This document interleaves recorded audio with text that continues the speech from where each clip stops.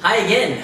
Building on from last week's episode where I shared about the all or nothing mindset that can sometimes hold us back, today I want to talk about another one, which is catastrophizing, where we tend to over-exaggerate the effects of a situation that we find ourselves in.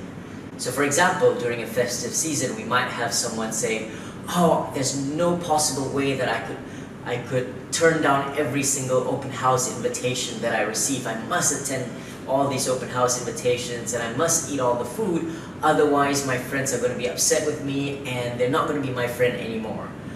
So that is an example of an over-exaggeration or catastrophization of that situation, right? Maybe another way of looking at it is to say, look, I'm going to go to the ones where I can make time, and for the ones that I can't, let me reach out to them and wish them well during the festive season and ask them for an opportunity to catch up next time around, and let's see whether or not they really would respond negatively to that or not. Another situation in terms of exercise is someone saying, you know what, I simply cannot exercise. If I exercise, I'm going to faint. My body just cannot take it.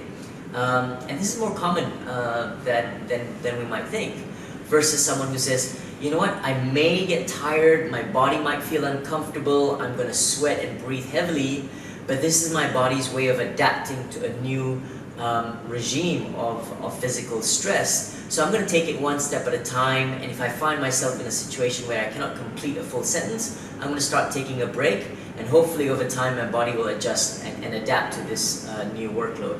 So not allowing that fear of exercise hold us back from carrying on. Lastly, in a work context, maybe there's a situation where we feel, oh, I failed and my boss is never going to promote me again, right? And that puts us in a state of fear and not be willing to try new things going forward, as opposed to saying, well, chances are the boss is not going to be happy because the results didn't turn out as well as we would hope for, but let me share with him the learnings that I've achieved, the learnings that I've gotten from this, despite the failure in terms of results, and hopefully that what I've learned I won't repeat the next time around. And so there's a recognition of the effort that's put in, the reflection and the learning, so that we can move on more positively ahead.